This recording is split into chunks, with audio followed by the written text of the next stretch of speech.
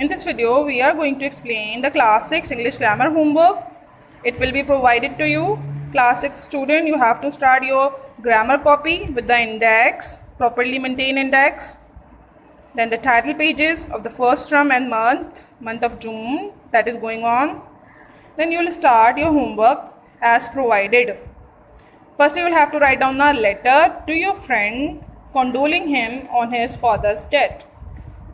A letter to your friend condoling him on his father's death.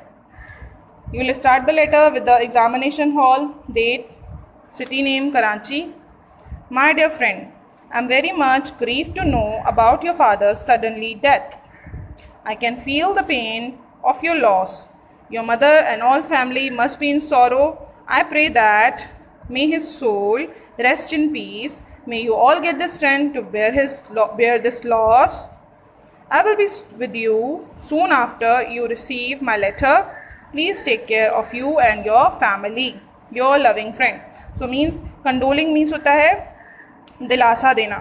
You are condoling your friend on his father's death. उनके father की death हो गई है, so जैसे आप उनको कंडोल कर रहे हैं, उनको दिलासा वगैरह दे रहे हैं. So you have written this small letter to your friend. Now you have to write down the essay. Essay is on the topic my favorite personality. My favorite personality. There are many personalities which have inspired me so much in my life. I get to know, I get to learn many great lessons from those personalities. These personalities have totally changed my way of thinking, my behavior. In short, they have changed my entire lifestyle. Among all those personalities, my favorite personality is Quaid-e-Azam Muhammad Ali Jinnah. Quaid-e-Azam was born on 25th of December 1876. He was a son of prosperous merchant who gave him the best education. He passed his metric at the age of 16. He was sent to England. He continued his education and became a lawyer. He began to practice in Bombay. Quaid-e-Azam Muhammad Ali Jinnah was a man of words. He was truthful, honest, and a punctual man. He never wasted his time. He taught us how to gain goals in our lives by consistent struggle and persistency. He worked day and night for the attainment of Pakistan. He had many inspiring traits in his personality. He never cheated, never told a lie. If we begin to discover about him, we can learn many great lessons in our lives, and we can lead a successful life if we follow the footsteps of him. Class 6, this is the revisionary class of the simple present tense, present indefinite tense. You have learned it about present indefinite tense. What are the present indefinite tense? Simple present tense, the definition क्या होती है इसकी? Repeated actions. Definition क्या होती है? Repeated actions. Means present के वो repeated actions जो आप बार बार करते हैं, डेली बेसिस पे करते हैं, आपकी डेली रूटीन होती है, उसके लिए आप प्रेजेंट इंडेफिनिट का इस्तेमाल करते हैं. सिंपल प्रेजेंट टेंस भी हम इसे बोलते हैं. ठीक है. इसके लिए जो स्ट्रक्चर हम इस्तेमाल करते हैं that is subject plus verb first form and then object. Subject, verb first form and object, ये हम यहाँ पे इस्तेमाल करेंगे. अच्छा, एग्जाम्पल्स आप देख सकते हैं. आई ईट एप्पल, ये सिंपल सेंटेंस है. इसका नेगेटिव बनता है डू नॉट से. I do not eat Apple. Interrogative बनेगा डू आई ईट एप्पल, और इंट्रोनेगेटिव बनेगा do I not eat Apple. Means मैं एप्पल खाता हूँ, सिंपल. मैं एप्पल नहीं खाता हूँ, इनकारिया. क्या मैं एप्पल खाता हूँ, सवालिया. और इंट्रोनेगेटिव जिसमें सवाल भी हो रहा हो या रिकन्फर्मेशन के लिए इस्तेमाल हो रहा हो, क्या मैं एप्पल नहीं खाता हूँ. ठीक है. प्रेजेंट इंडेफिनिट रिपीटेड एक्शंस होते हैं. इसमें आप सब्जेक्ट इस्तेमाल करते हैं, फिर वर्ब की फर्स्ट फॉर्म इस्तेमाल करते हैं एंड देन ऑब्जेक्ट. ठीक. और इसके अलावा इसमें नेगेटिव बनाने के लिए आप डू नॉट या डज नॉट का इस्तेमाल करेंगे. डू नॉट या डज नॉट का इस्तेमाल करेंगे. अच्छा, डू नॉट और डज नॉट में ये डिफरेंस ये भी आपको बताया गया था पिछली क्लासों में, दोबारा रिपीट कर देते हैं कि डू किसके साथ लगेगा और डज किसके साथ लगेगा. We have 3 types of pronouns here, first person, second person and third person. First person are I and we, second person are you and you, third persons are he, she, it, they, any name. So do is used before with first person and second person and third person plural. First person के साथ यानी I और V के साथ do लगेगा, second person you के साथ चाहे वो सिंगुलर हो चाहे वो यू प्लूरल के तौर पे इस्तेमाल हुआ हो तब भी डू लगेगा, और थर्ड पर्सन में सिर्फ प्लूरल प्रोनाउन के साथ आप डू लगाएंगे. जैसा कि इसमें प्लूरल कौन है, खाली दे है, तो दे के साथ आप डू लगाएंगे. डज कहाँ लगेगा, डज लगेगा only third person singular, does लगेगा खाली थर्ड पर्सन सिंगुलर प्रोनाउन के साथ. थर्ड पर्सन सिंगुलर कौन है, these are the third person singular कौन कौन है, ही, शी, इट, इसके अलावा एनी नेम, ये तब थर्ड पर्सन है, सिंगुलर है, इनके साथ आप डज का इस्तेमाल करेंगे present indefinite simple present tense में. ये कॉन्ट्रैक्शन फॉर्म्स होती हैं. डू नॉट को शॉर्ट करके आप डोंट भी लिख सकते हैं और डज नॉट को शॉर्ट करके डजेंट भी लिख सकते हैं. ठीक है. Now here some exercises been given to you. Translate into English. Translate the following into English. हम बाज़ार जाते हैं. So आप इसका बनाएंगे, पहले सिंपल बनाइए. We go to बाज़ार, we go to market. फिर इसका नेगेटिव बनाइए. We do not go to market, क्योंकि we जो है वो फर्स्ट पर्सन ही है, हमने पढ़ा फर्स्ट पर्सन के साथ डू ही लगेगा, तो वी के साथ आप डू लगाएंगे. We do not go to बाज़ार, गो टू मार्केट. इंटरोगेटिव में आप डू पहले ले आएंगे, do we go to market, और इंट्रोनेगेटिव में do we not go to market. ठीक है. नेक्स्ट सेंटेंस है तुम खाना खाते हो. तुम you eat food, you eat food. Negative you do not eat food, you जो है फिर से सेकंड पर्सन है, सेकंड पर्सन के साथ भी हमने पढ़ा, यहाँ पे डू हमने लगाना है. You do not eat food. Interrogative do you eat food. Interronegative do you not eat food. Okay. Next is वो क्रिकेट खेलता है. खेलता है तो इससे पता चला दैट ही आएगा, इसमें लड़के के बारे में बात हो रही है, मेल पर्सन के बारे में बात हो रही है, हम लगाएंगे वो की जगह ही प्ले क्रिकेट. अच्छा ही है, अब ये भी आपको पता होना चाहिए जब आप डज नॉट लगाते हैं थर्ड पर्सन सिंगुलर के साथ, तो जब आप इसका बनाएंगे ट्रांसलेशन करेंगे ही प्लेस क्रिकेट, तो प्ले जो आप वर्ब इस्तेमाल करेंगे उस वर्ब में भी आप एस का इजाफा करेंगे. ठीक है. ही प्लेस क्रिकेट, ये भी आपको बताया गया था. और ये किसके साथ होता है एस का इजाफा, जब थर्ड पर्सन सिंगुलर होता है. थर्ड पर्सन सिंगुलर कौन कौन है, ही, शी और इट और एनी नेम सिंगुलर. ही इस्तेमाल हो रहा है यहाँ पे, तो इसका वर्ब है प्ले, तो प्ले के साथ आप एस का इजाफा कर देंगे. ही प्लेस क्रिकेट. अब जब आप इसका नेगेटिव बनाएंगे तो क्या बनेगा, he does not play cricket. जब आप डज लगा देंगे तो फिर आप प्ले वाला एस रिमूव कर देंगे. He does not play cricket, negative बन जाएगा. इंटरोगेटिव बनाएंगे डज ही प्ले क्रिकेट, और इंटरोगेटिव बनाएंगे does he not play cricket. बाकी के जो दो हैं ये अब आप खुद बनाइएगा.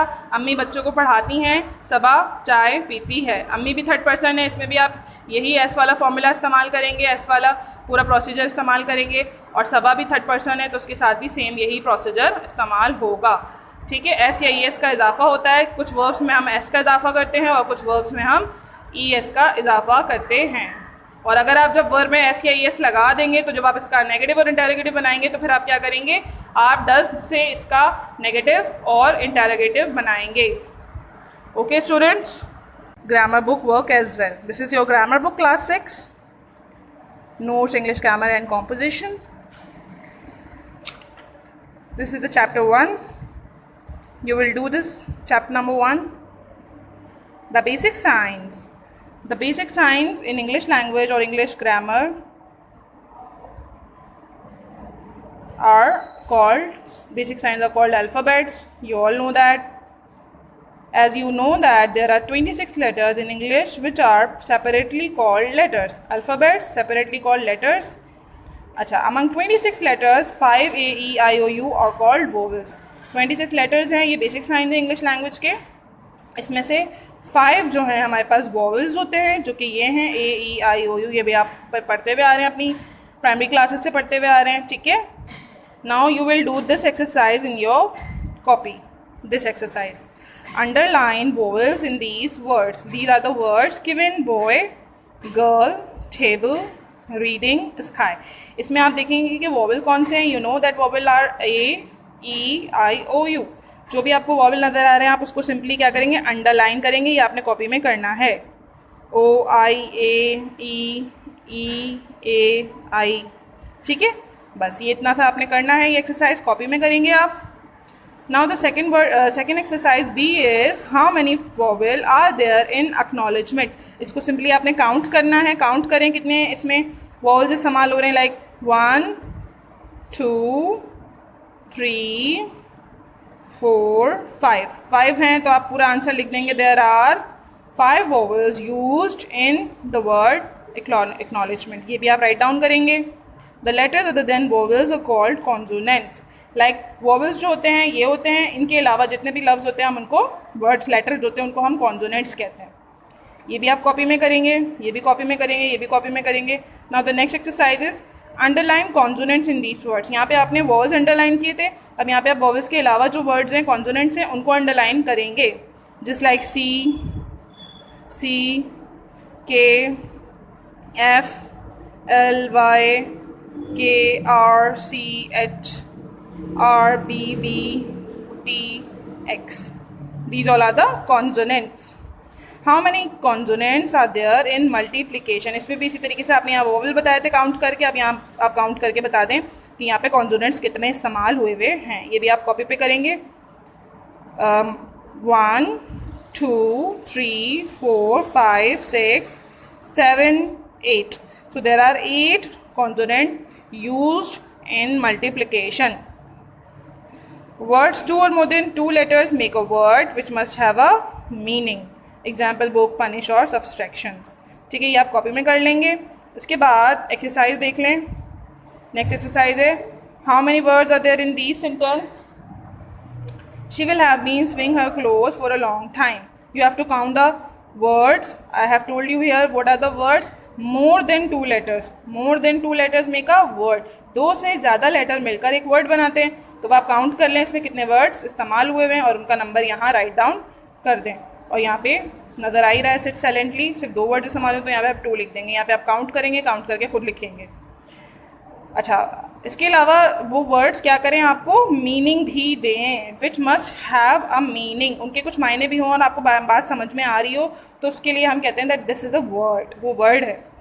ये एक्सरसाइज भी आप कॉपी पे करेंगे। Write yes if it is a word, write no if it is not a word.